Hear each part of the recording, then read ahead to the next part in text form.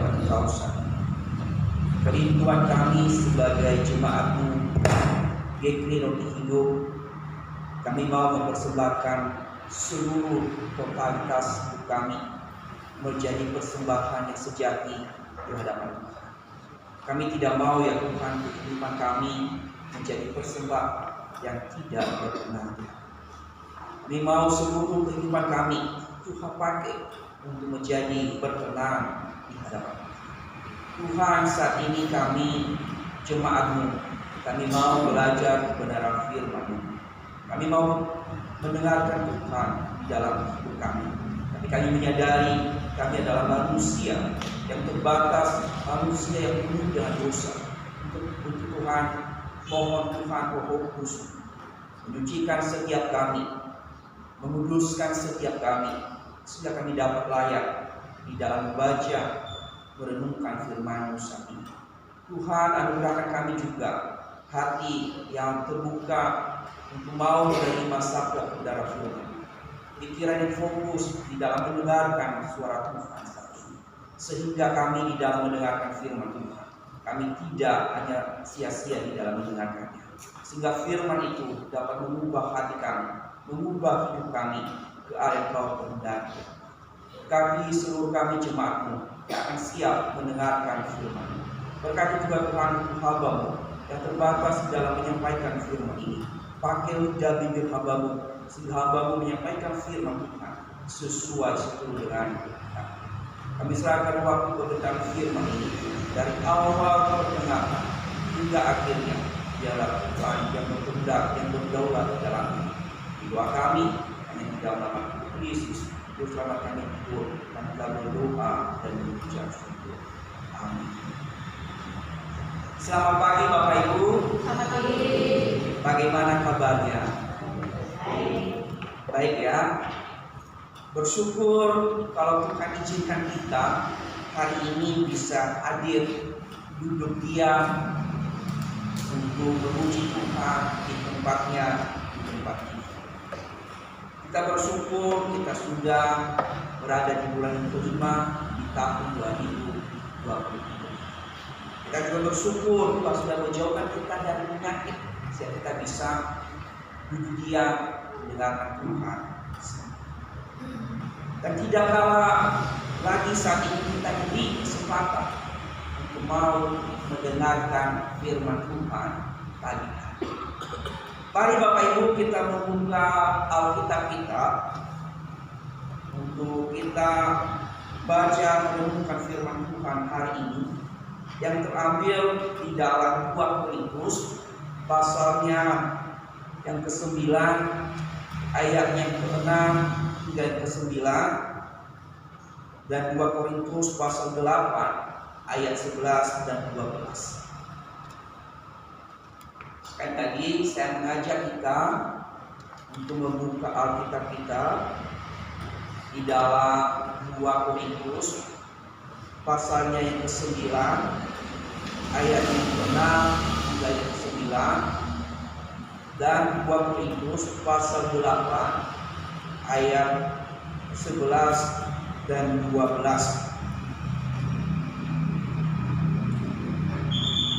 Jika sudah menemukan, saya akan membacakan firman Tuhan ini. Bapak Ibu saudara-saudari menyimak di dalam Alkitabnya masing-masing. Begini firman Tuhan. Ucapkanlah ini, orang yang menabur sedikit akan menuai sedikit juga, dan orang yang menabur banyak akan menuai banyak juga. Hendaklah masing-masing memberikan menurut kerelaan hatinya, jangan dengan sedih hati atau karena paksa. Sebab Allah mengasihi orang yang memberi dengan sukacita, dan Allah sanggup melimpahkan segala kasih karunia kepada kamu, supaya kamu senantiasa berkecukupan di dalam segala sesuatu, dan malah berkelebihan di dalam berbagai kebajikan. Seperti tertulis, Dia membagi-bagikan, Dia memberikan kepada orang miskin, kebenarannya tetap selamanya. 2 Korintus pasal 8 ayat 11 dan 12, begini firman Tuhan. Maka sekarang selesaikanlah juga pelaksanaannya itu. Hendaklah pelaksanaannya sepada dengan kerelaan-Mu, dan lakukanlah itu dengan apa yang ada padamu. Sebab jika kamu rela untuk memberi, maka pemberianmu akan diterima.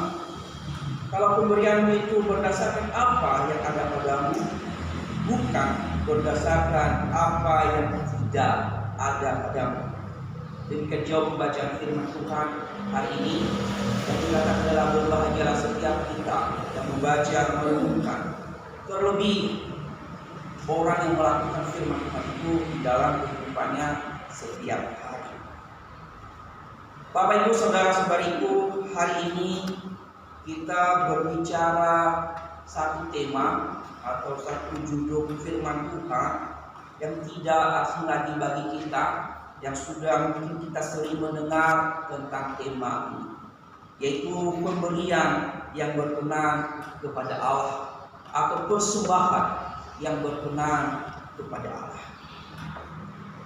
Tentu Bapak Ibu, setiap kita manusia pada umumnya tidak terlepas di dalam memberi, ya. Setiap kita manusia tidak terlepas di dalam hal memberi dan juga di dalam hal menerima. Sebab kita ini adalah makhluk sosial, ya. Kita ini adalah makhluk sosial. Kita juga tidak terlepas di dalam hal memberi dan menerima ini karena didasarkan dengan memiliki hubungan kemanusiaan, ya. Memiliki hubungan kemanusiaan.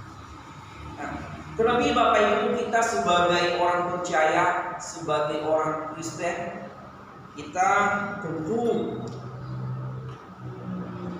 bisa memberi karena kita ajarkan dalam firman Tuhan untuk memberi dengan kasih, dan kita memberi dengan kasih. Nah, kita juga mempedulikan orang-orang yang ada di sekitar kita, memperhatikan orang-orang yang di sekitar kita sebagai wujud iman, sebagai wujud kasih kita terhadap sesama kita. Nah, saya percaya bahwa setiap kita yang ada di tempat ini, setiap kita yang hadir di tempat ini pernah memberi, ya, pernah memberi. Setuju? Kok tidak dijawab? Setuju Bapak Ibu pernah memberi? Atau belum pernah memberi? Angkat tangan yang belum pernah memberi.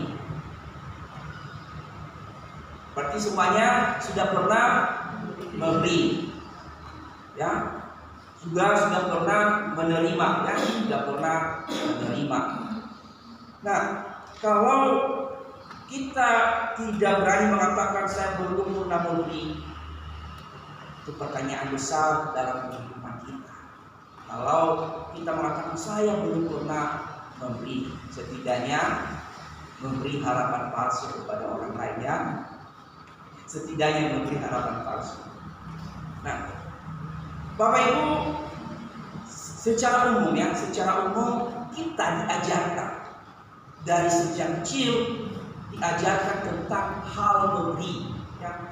Kita sejak kecil diajarkan oleh orang tua kita di dalam hal memberi. Tentu di dalam hal yang diajarkan oleh orang tua kita atau kakek nenek kita saat masih ada mereka mengajarkan bahwa di dalam memberi itu harus yang terbaik, harus yang bagus, bukan memberikan yang sudah rusak, bukan memberikan yang tidak bisa berguna.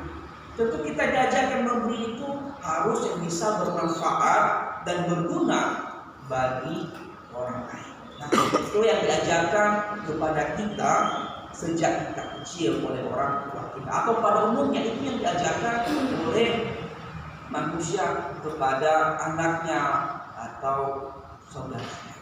Gak ada manusia yang mengajarkan kalau kamu memberi, beri yang busuk. Kalau memberi, beri yang rusak. Tidak ada. Tidak ada manusia yang mengajarkan itu. Diajarkan bahwa di dalam memberi itu kita harus memberikan yang terbaik, yang masih bermanfaat, masih berguna bagi orang yang membutuhkan, bagi orang yang membutuhkan. Jadi dalam memberi ini kita harus memberikan dengan apa yang kita miliki, apa yang kita punya. Ini yang diajarkan juga kepada setiap kita sejak kita kecil. Kita nggak mungkin diajarkan oleh orang tua kita, oh kalau tidak ada di rumah, ambil di rumah orang lain lalu berikan kepada orang yang kamu memberi. Tidak ada ajaran seperti itu. Nah, sekali lagi bahwa saya yakin bahwa setiap kita telah memberi. Nah, entah apa maksud atau motivasi kita di dalam memberi, entah apa yang ada di niat kita di dalam memberi, yang penting intinya dulu kita pernah memberi, ya. Setuju ya? Kita pernah memberi. Setuju Bapak Ibu? Setuju ya? Entah tadi dalam motivasi apapun Bapak Ibu memberi, entah dalam hal buku baik atau tidak, yang penting Bapak Ibu sudah pernah memberi, ya. Intinya dulu. Nah, Bapak Ibu saudara-saudariku, kalau tadi saya katakan entah dalam motivasi apapun, entah dalam bentuk apapun di dalam hidup kita, itu adalah secara umum, ya, secara umum. Ya.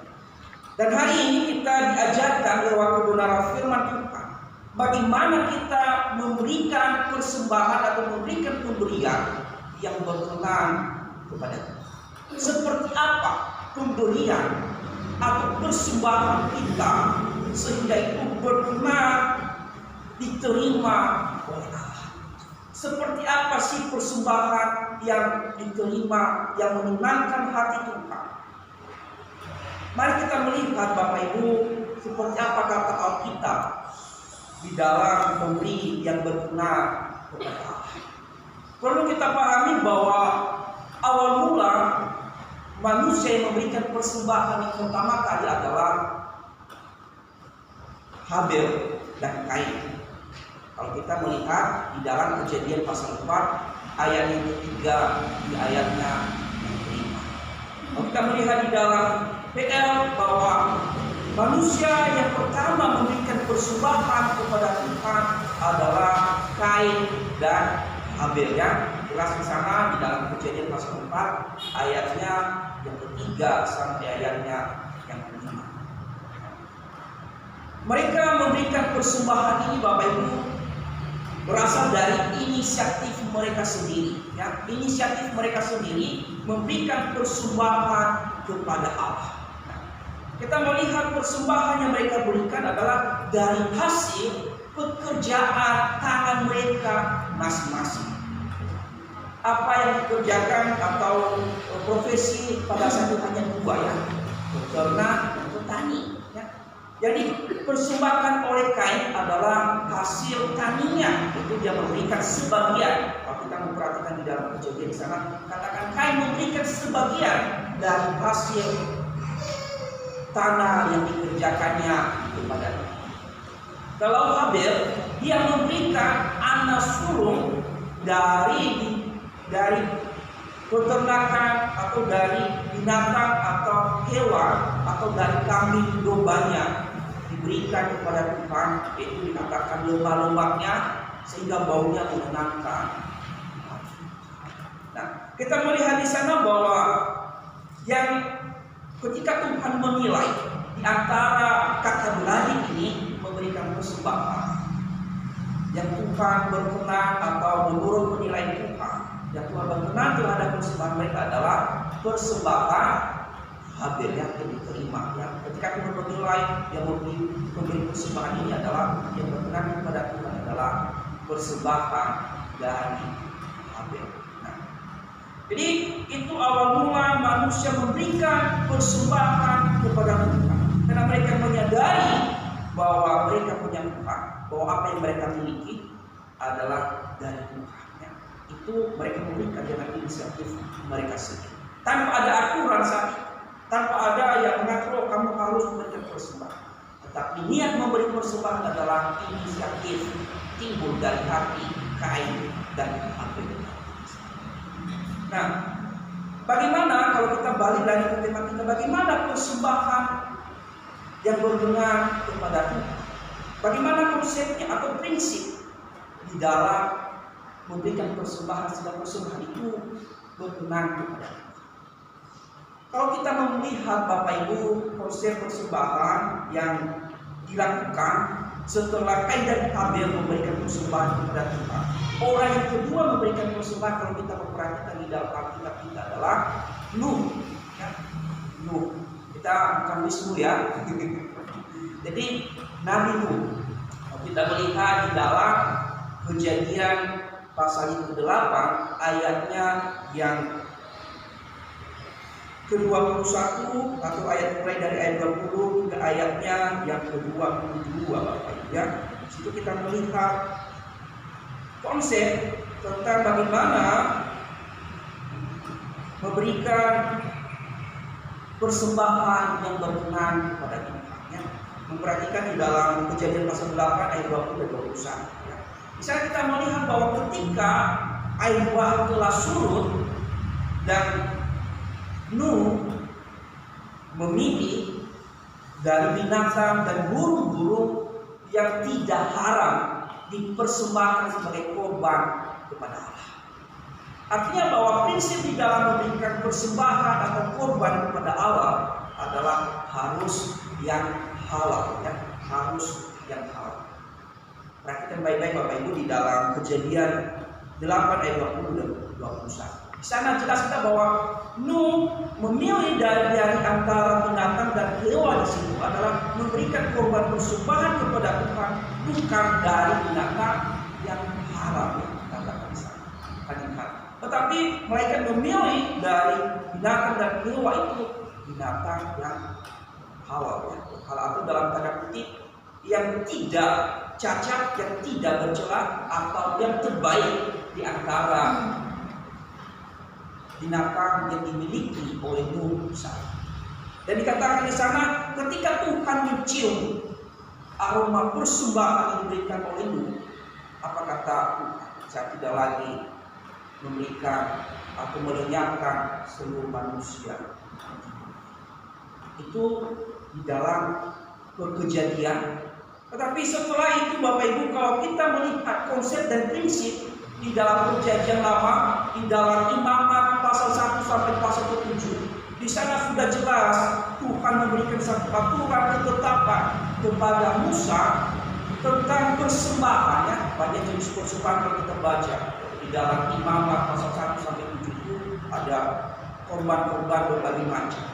Tapi satu yang ditekankan oleh Allah kepada Musa untuk dilakukan oleh bangsa Israel, yaitu ketika memberikan persembahan korban kepada Tuhan harus yang tidak bercela, harus yang tidak bercacat, harus yang terbaik dari apa yang dimiliki oleh bangsa Israel. Itu di dalam Perjanjian Lama. Jadi prinsip di dalam Perjanjian Lama ini adalah kita harus memberikan persembahan yang tidak bercela, yang tidak cacat, dan yang terbaik untuk Tuhan. Ya, seperti tadi juga yang diajarkan oleh kakek nenek kita, orang tua kita sejak kita kecil bahwa di dalam negeri itu harus yang terbaik. Ya. Nah, Bapak Ibu saudara-saudariku, di dalam pembacaan kita hari ini di dalam 2 Korintus pasalnya yang ke-9 ayat yang ke-6 hingga ayat yang ke-9 dan 2 Korintus 8 ayatnya yang 11 dan 12. Kita di sini diajarkan beberapa hal yang harus kita perhatikan di dalam memberikan persembahan kepada Tuhan atau di dalam memberikan sesuatu kepada orang lain. Ada beberapa hal yang dinyatakan oleh Rasul Paulus kepada jemaat Korintus. Kalau kita memperhatikan konteks di dalam pembacaan kita hari ini adalah di mana Rasul Paulus meminta jemaat Korintus yang telah sudah berjanji, yang telah sudah memiliki kerinduan untuk mau menolong jemaat atau orang-orang kudus yang dalam tanda kutip adalah kekurangan di Yerusalem saat itu. Jadi dalam hal ini Paulus mengajak jemaat Korintus untuk melakukan janji atau menepati janji mereka untuk ambil bagian di dalam mendukung orang-orang percaya di Yerusalem. Nah, di dalam memberikan hal ini, Paulus mengatakan bahwa dalam memberikan persembahan ini sesuai dengan apa yang ada pada mereka, bukan karena dipaksakan oleh Paulus, bukan karena terpaksa mereka harus memberi. Paulus menegaskan bahwa di dalam memberi hal ini ada beberapa hal yang harus diperhatikan orang-orang Korintus supaya mereka tidak salah di dalam memberi, sehingga pemberian mereka tidak sia-sia, sehingga pemberian mereka tidak ada manfaatnya, dan tidak ada manfaat. Nah, perhatikan Bapak Ibu hal yang ditekankan oleh Paulus di dalam memberikan sesuatu atau memberikan persembahan sehingga berkenan kepada Tuhan. Yang pertama, kalau kita melihat di dalam ayatnya yang pertama Bapak Ibu, supaya jemaat Korintus ini ada kerinduan, ada keterlibatan di dalam ikut ambil bagian di dalam pelayanan kasih kepada jemaat atau orang-orang yang ada di Yerusalem. Yang pertama Bapak Ibu yang harus kita perhatikan di dalam memberi ini adalah jangan takut dan pelit untuk memberi. Jangan takut dan pelit untuk memberi. Ini yang ditekankan oleh Paulus kepada jemaat di Korintus. Perhatikan ayat yang ke-6. Di pasal 9 ayat yang ke-6.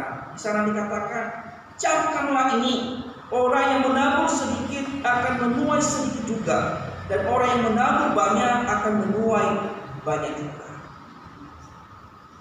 Yang menjadi penghalang kita untuk memberi, yang menjadi penghalang seseorang untuk tidak bisa memberi adalah ketakutan, takut kekurangan, takut kehilangan, takut nanti tidak berkecukupan kebutuhannya ketika memberi. Ini adalah salah satu penghalang bagi seseorang untuk bisa berbagi kepada orang lain, karena rasa takut habis, takut nanti kurang, takut nanti ke depan kalau saya memberi kebutuhan minggu ini tidak tercukupkan.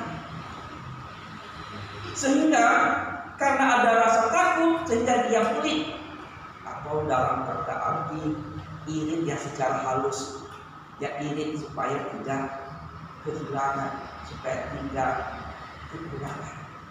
Ini kata halusnya, ya irit apa yang jadi tidak pegang-pegang masih tidak keluarin supaya masih tetap hidup di dalam tanah. Nah, rasa takut membuat kita pelit atau irit tadi, dan karena pelit ini sehingga membuat kita akhirnya tidak bisa. Ini yang menjadi penghalang kita, orang-orang percaya, orang-orang beriman, karena rasa takut kehilangan apa yang kita miliki, karena takut kurang, takut habis, takut nanti masa depan saya tidak cukup, sehingga membuat kita pelit, irit di dalam memberikan, di dalam menolong. Apalagi masa-masa ini Bapak Ibu, masa-masa persiapan para anak sekolah kita ya. Bentar lagi bulan Juli masuk sekolah anak-anak, pasti butuh biaya yang banyak, Tentu kalau kita memberi, kita harus itu dulu. Ini yang sering terjadi, yang menjadi penghalang kita untuk tidak bisa memberi, dikatakan oleh Rasul Paulus adalah jangan pernah takut untuk.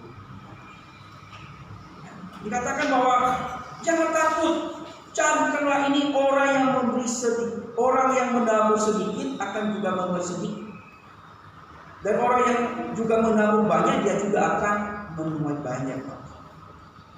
Di sini kita melihat bahwa Paulus menyatakan bahwa dalam memberi kita tidak kehilangan sebenarnya. Justru ketika kita memberi Bapak Ibu, justru kita mendapatkan sesuatu. Bukan dalam arti juga kita motivasi kita supaya kita memberi ini supaya kita dapat banyak. Ini juga yang salah sering ditafsirkan oleh orang-orang lain di dalam ayat yang benar. Tapi Paulus menegaskan bahwa di dalam memberi itu Bapak Ibu kita tidak kehilangan. Kita tidak. Justru kita mendapatkan dari apa yang kita. Perhatikan di dalam ayatnya yang ke-6 ini Paulus memakai satu perumpamaan tentang pendabur atau petani ya. Di dalam dia menanam, kalau si petani tidak mau menabur banyak atau dia tidak mau menanam banyak dan hasilnya pasti sedikit, apalagi kalau musim tidak bagus pasti mempengaruhi juga hasilnya. Nah, kalau sedikit ditanam dipengaruhi oleh musim yang tidak bagus, hasil panennya semakin tidak banyak. Tapi ketika dikatakan ketika banyak menabur, sekalipun nanti juga ada hal yang mengganggu pertumbuhan atau hasil panen itu, setidaknya masih bisa dapat. Nah, ini yang dipakai oleh Paulus. Dan pengkhotbah juga di dalam pengkhotbah 11 ayat 1 dikatakan, lemparlah rutimu itu ke air, maka engkau akan mendapatkan yang kembali lama setelah. Artinya bahwa kita di sini ada sebagai orang percaya, kita tidak perlu takut di dalam memberi, karena suatu saat akan kita mendapatkan apa yang kita beri. Mungkin bukan langsung dari orang yang kita tolong, tapi bisa melalui orang-orang lain yang belum pernah kita kenal juga, yang bisa menolong. Dikatakan di dalam ayat yang ke-8 Bapak Ibu, ketika kita tidak ada rasa takut, kita tidak pelit di dalam memberi, kita tidak ada kata tadi yang lebih halus irit. Dikatakan, perhatikan di dalam ayat yang ke-8 dan ayat yang ke-9. Dikatakan bahwa dan Allah sanggup melimpahkan segala kasih karunia-Nya kepada kamu, supaya kamu senantiasa berkecukupan di dalam segala sesuatu dan malah akan berkelebihan di dalam berbagai kebajikan. Jadi sebagai orang percaya, sebagai orang yang beriman kepada Tuhan, kita tidak boleh takut pelit di dalam memberikan kepada Tuhan, di dalam menolong. Jangan takut, hilang, habis, nanti tidak ada gantinya. Ini jangan lupa. Ketika kita memberikan persembahan, ketika kita menolong orang lain, percayalah jangan itu. Dia pasti akan mencukupkan. Ya, bukan dalam arti juga seperti tadi untuk motivasi supaya saya memberi ini supaya dapat mempunyai lebih besar, ibarat yang jual sistem jual beli ya. Kita juga tidak boleh menafsirkan seperti ini. Kalau modal saya besar, tak kasih ke Tuhan, nanti Tuhan akan memberikan juga jumlah yang besar. Ini juga bukan ditafsirkan seperti itu. Bukan seperti itu penafsirannya. Tetapi di sini kita melihat bahwa ketika kita memiliki rasa tidak takut, tidak memberi, menolong orang lain, memberikan kepada Tuhan, kata Tuhan, bahwa sanggup Dia akan mencukupkan kebutuhan. Bukan melimpahkan tadi, karena banyak orang juga yang motivasinya berbeda di dalam memberi kepada Tuhan itu.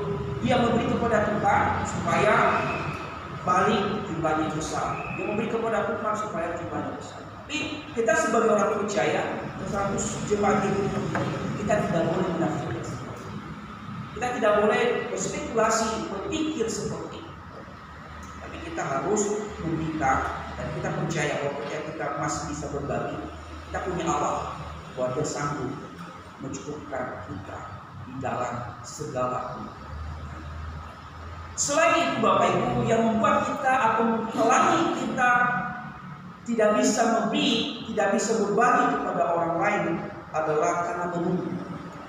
Beranggapan ketika saya memberi harus dalam jumlah yang besar. Kalau kecil jangan tunggu. Nah, ini adalah anggapan yang salah. Inilah yang menghalangi kita tidak bisa berkesempatan untuk memberi, berkesempatan untuk berbagi. Karena kita berpikir, tunggu dulu biar jumlahnya besar baru saya beri. Malu kalau hanya cuma 5.000, malu kalau hanya cuma 500. Nah, ini adalah anggapan yang salah. Ini adalah penghalang kita untuk tidak berbagi, penghalang kita untuk tidak bisa memberi kepada kita. Nah, banyak orang berdoa, saya beri ketika nanti dalam jumlah yang besar. Saya beri ketika nanti banyak saya akan beri. Ingat Bapak Ibu, sebesar apapun yang kita miliki, sebesar apapun yang kita miliki saat ini, berikanlah sesuai dengan. Ketika kita menunda-nunda, oh bahwa tunggu biar dulu besar, biar dulu banyak, baru saya memberi. Ketika jumlah banyak, pasti ada godaan. Pasti ada godaan. Contohnya, Bapak Ibu, mungkin hasil pekerjaan Bapak Ibu dalam satu bulan ini ibarat persembahan terus banyak. Mungkin karena hasilnya 100.000 dapat 10.000 kita tanggung dulu, kasih banyak dulu ya, biar banyak. Tunggu, artinya banyak Bapak Ibu hitung dan melebihi 2 juta. Pasti tidak godaan. Bisa beli HP baru. Tunggu dulu ya, beli HP baru. Sehingga ini yang membuat kita menunggu, menghalangi kita bisa memberi kepada kita. Jadi Bapak Ibu, ini adalah salah satu penghalang kita. Ketika kita berkata, ketika besar baru saya memberi. Hari ini kita diajarkan kalau tidak memberi jangan dulu besar atau jumlah yang banyak. Tapi apa yang kamu beri ke saat ini, berikan ke Tuhan. Tuhan tidak memandang harus jumlah besar. Tuhan tidak memandang, persembahanmu kecil kali dia, kamu tidak termasuk hitungan di dalam gereja. Tuhan tidak berikan. Tapi yang Tuhan lihat adalah ada kesungguhan, ada ketulusan hati kita di dalamnya. Buat apa memberi banyak Bapak Ibu kalau tidak ada ketulusan di dalamnya? Nah, jadi hari ini yang pertama tadi bahwa kita tidak boleh memiliki rasa takut di dalam diri kita. Tidak boleh kita pelit atau dalam arti iri tadi, sehingga kita menghalangi untuk berbagi kasih, memberikan kepada orang lain. Jangan juga kita berpikir bahwa memberi itu harus dalam jumlah yang banyak. Besar kecil memiliki, berikanlah jika engkau. Itu yang pertama. Yang kedua Bapak Ibu, yang ditekankan oleh Rasul Paulus dalam pembacaan kita kali ini, perhatikan di dalam ayatnya ke-7. Perhatikan ayatnya ke-7. Bisa dikatakan, hendaklah masing-masing memberikan menurut kerelaan hatinya, jangan dengan sedih hati atau karena paksa. Sebab Allah mengasihi orang yang memberi dengan sukacita. Jadi persembahan atau pemberian yang berkenan kepada Tuhan adalah memberi dengan kerelaan hati, penuh dengan sukacita dan kasih. Pemberian yang berkenan kepada Tuhan, kita harus memberikan dengan kerelaan, kita harus memberi dengan penuh sukacita dan kasih. Bukan dengan sedih hati, bukan dengan karena terpaksa juga. Nah, jadi persembahan pemberian berkenan kepada Tuhan ketika kita memberi dengan rela, memberi dengan penuh sukacita, penuh kasih, bukan karena paksaan, bukan karena kesih. Nah, di dalam hal ini Bapak Ibu saya melihat bahwa kita bisa rela, kita bisa penuh sukacita di dalam memberi, kita tidak bersedih hati di dalam memberi, kita tidak terpaksa di dalam memberi ketika kita dan ketika ada di dalam diri kita adalah kasih. Ini dasarnya, ini dasar utama. Kita bisa lega di dalam memberi ketika ada kasih di dalam diri kita. Tanpa kasih Bapak Ibu tidak mungkin ada kerelaan di dalam memberi kepada orang lain.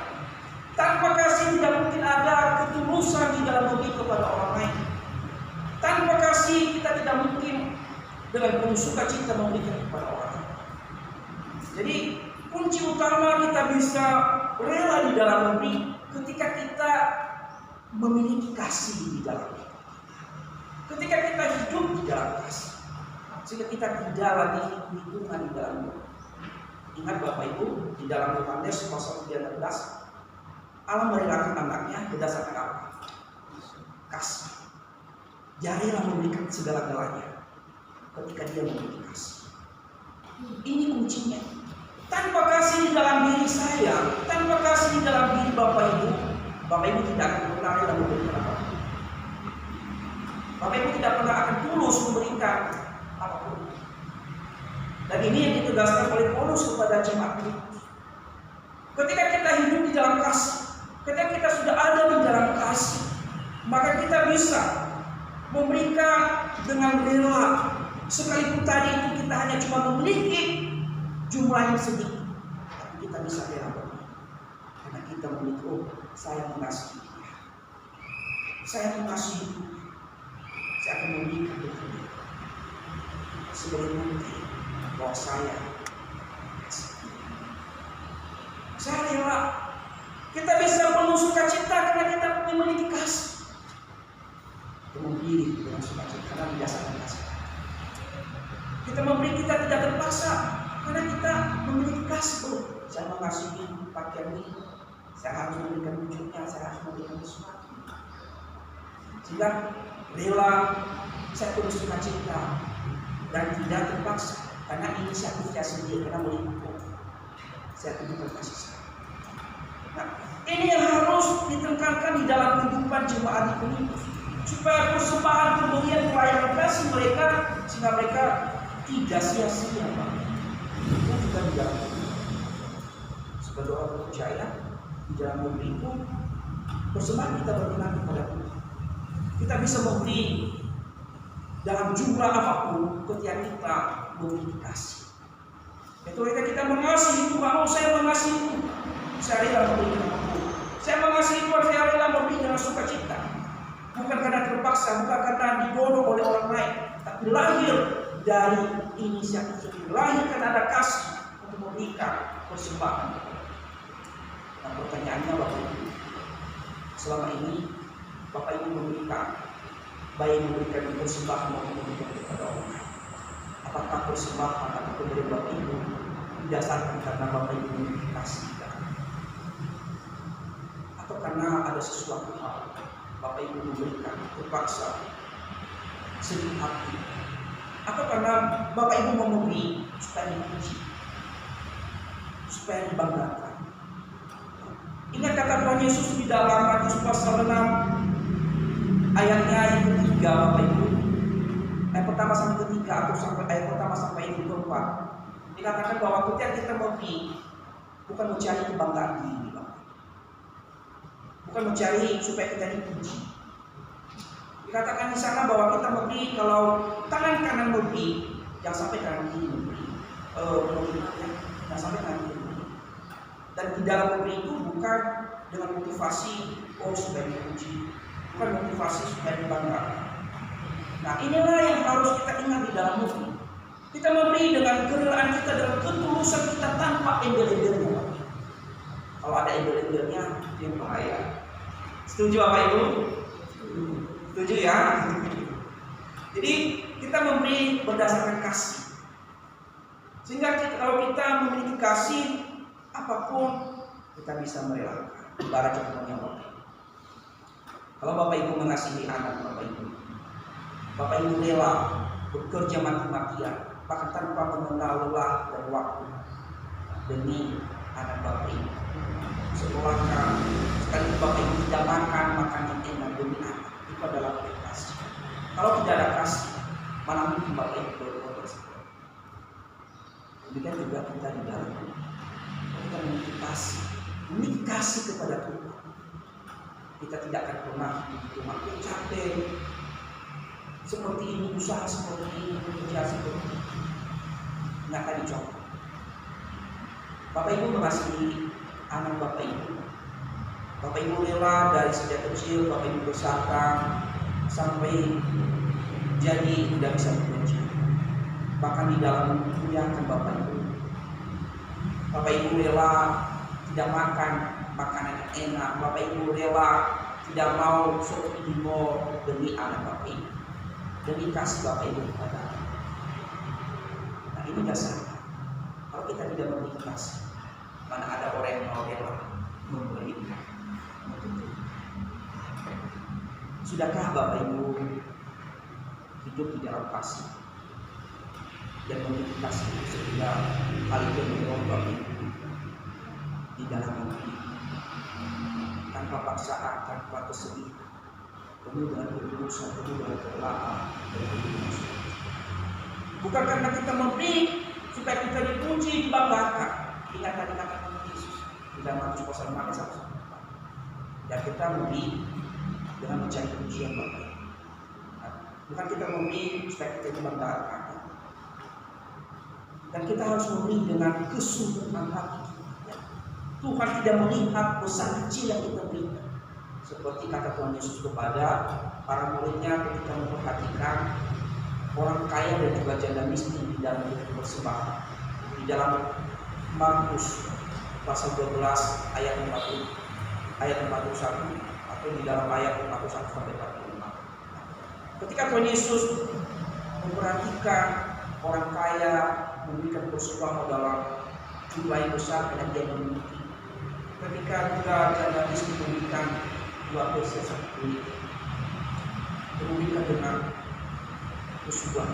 Dia memberikan berdasarkan apa yang dia miliki, ya, dari keterbatasan. Dikatakan bahwa yang diberikan oleh janda miskin ini adalah hanya itu yang dia miliki. Tapi dia memberikan dengan sungguh, selain itu dalam jumlah. Tapi apa yang dikatakan? Yang dipuji oleh Tuhan adalah janda miskin, karena dia memberikan dengan kesungguhan. Tuhan tidak melihat jumlah besar yang kita beri. Tuhan tidak melihat jumlah kecil. Tetapi kata kuncinya di sini ada nggak kesungguhan hati di dalam memberikan itu? Ada nggak kesungguhan hati di dalam memberikan? Nah, inilah yang Tuhan mau di dalam hidup kita. Tuhan tidak mau kita memberikan persembahan asal-asalan. Kita tidak memberikan persembahan berdasarkan rela karena jumlah yang kecil. Jadi kita harus membedakan. Ada kerelaan karena ya udahlah relakan aja. Tapi ada kerelaan yang benar-benar tulus dalam hati sehingga memberikan dengan benar. Jadi kita harus membedakan dua. Rela karena udahlah jumlah kecil tidak rela aja. Tapi rela dalam hal ini yang dimaksud di sini adalah ada kerelaan yang sungguh di dalam diri, di dalam memberikan, di dalam menolong. Seringkali kita memang melakukan kerelaan karena dibayar, mungkin sering berjalan datang aja kepada padahal tidak tulus dan tidak satu tulus.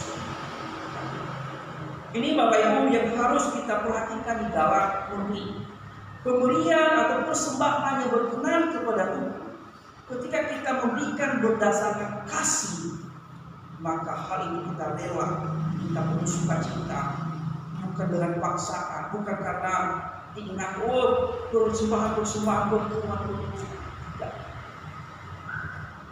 Majelis kita di sini atau hamba Tuhan kita seperti rentenir yang harus menagih Bapak Ibu di dalam hidup kita. Tapi ada enggak inisiatif, ada enggak perusahaan, ada kasih dalam ini diajarkan kita di dalam hidup kita. Hidup itu tidak pernah menjadi rentenir sudah mencari jemaah kasih bersama. Catatan kami. Tapi kita sebagai orang yang mengasihi, kita menunjukkan kasih kita. Sebagai bukti kasih saya itu. Sebagai wujud bahwa saya mencintai Tuhan, saya dengan tulus, bukan dengan embel-embel yang tadi, mencari pujian, mencari kebanggaan, mencari kehormatan. Ingatkan kata Tuhan Yesus dalam Markus 6 ayat 1 sampai 4. Kalau memberi, yang sampai kanan kiri, memberi tangan kanan kiri, kanan kiri tidak boleh. Kita bahwa kita tidak perlu menyumbang ya. Saya yang menjadi donatur, saya yang menjadi penolong gereja ini. Tidak boleh. Kita harus memberi dan ketulusan karena kita hidup di dalam kasih.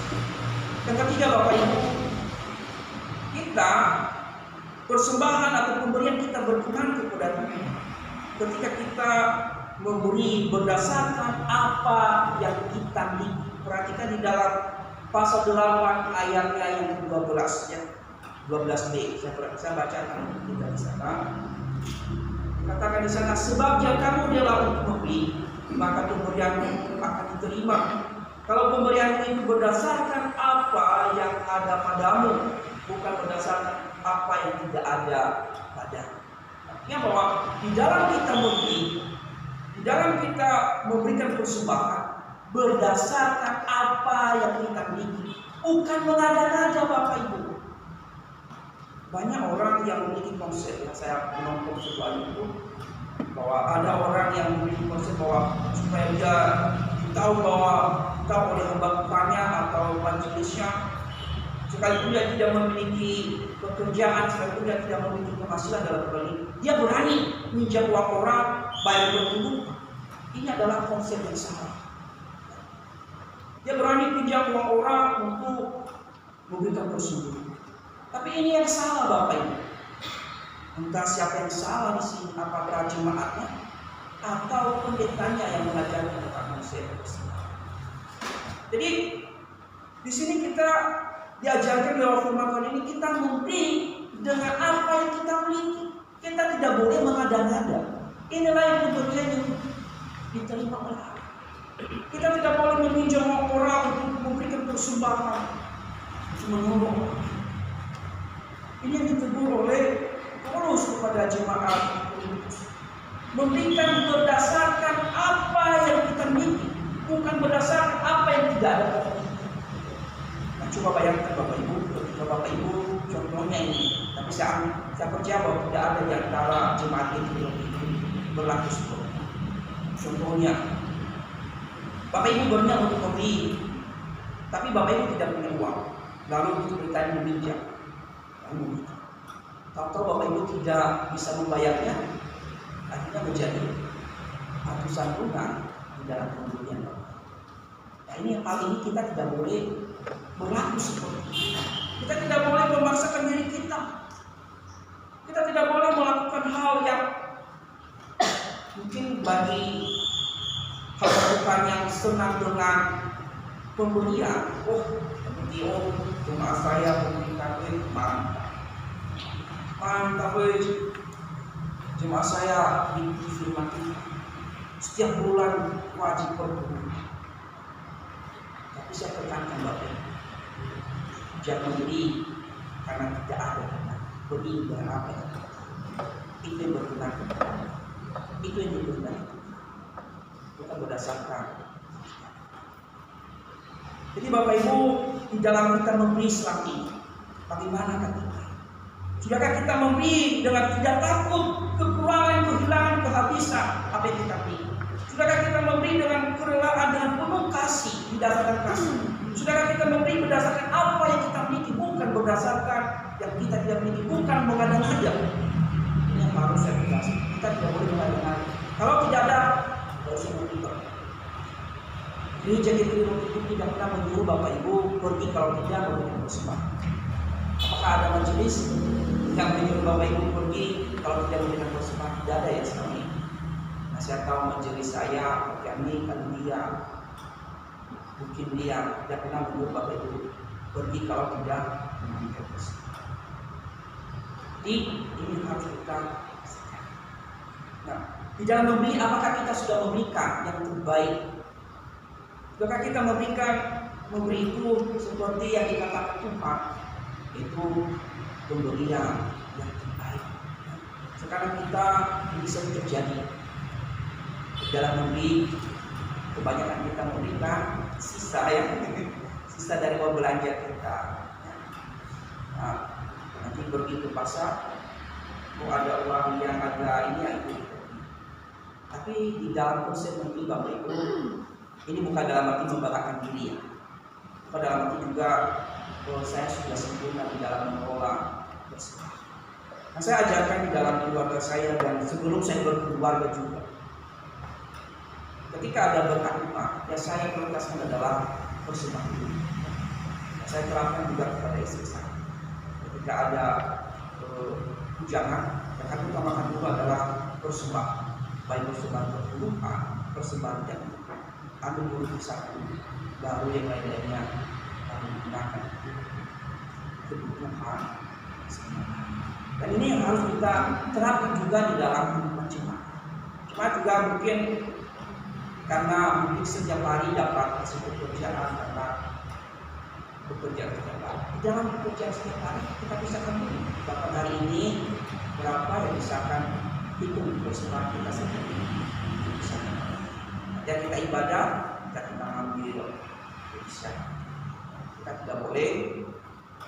Oh nanti saya belanja, sisanya tak kasih. Itu dalam hal ini kurang ya, kurang. Jadi Bapak Ibu, mari kita memberikan persembahan kita bukan sisa atau yang kita tidak sukai, tapi kita memberikan persembahan yang benar-benar itu berkenan. Sebagai penutup khotbah saya ini Bapak Ibu, ada ilustrasi yang menceritakan begini. Ada seorang keluarga yang punya keluarga seorang pak petani. Dia memiliki seekor sapi. Sapi ini adalah induknya ya, atau betina. Dan sapi ini sedang hamil. Dan ketika si petani ini melihat bahwa sapinya ini sedang hamil, dan dia berkata kepada istrinya, "Oh istriku tersayang, saya melihat sapi kita ini adalah sedang menanam. Dan kemarin saya melihat gereja kita itu membutuhkan dana yang besar. Dan istriku, ketika nanti sapi ini melahirkan, saya mengambil keputusan anaknya saya akan persembahkan untuk menunjang pekerjaan Tuhan di gereja." Istrinya senang mendengarkan suaminya berkata, ada dalam hati istrinya, "Oh, suami saya memiliki hati di dalam hidup pelayanan dalam hidup." Singkat cerita Bapak Ibu, sapinya ini tiba waktunya untuk melahirkannya. Tahu-tahu Bapak Ibu, sapi ini melahirkan 2 ekor anak yang kembar. Biasanya sapi balik satu kembali. Wah, senang. Seperti kalau tadi yang menjadikan Tuhan, berarti sekarang ada bagiannya satu. Ada bagiannya si paku tadi bisa bekerja. Lalu mulai besar Bapak Ibu, mungkin 2-3 bulan. Lalu istrinya mengatakan, "Pak, dulu kamu sudah berjanji kamu akan memberikan anak sapi ini untuk suaminya seribu tersayang. Biarkan dulu anak sapi itu besar ya, sehingga nanti ketika kita jual hasilnya besar untuk ya. Pasti kita berikan satu atas suami."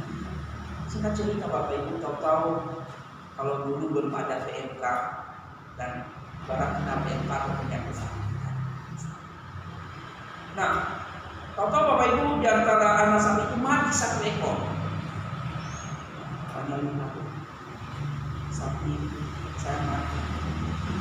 Lalu ketika dia sudah melihat bahwa anak sapi sudah mati 1 ekor, lalu dia dari kandang pergi ke istrinya, "Mama, sapi Tuhan sudah mati."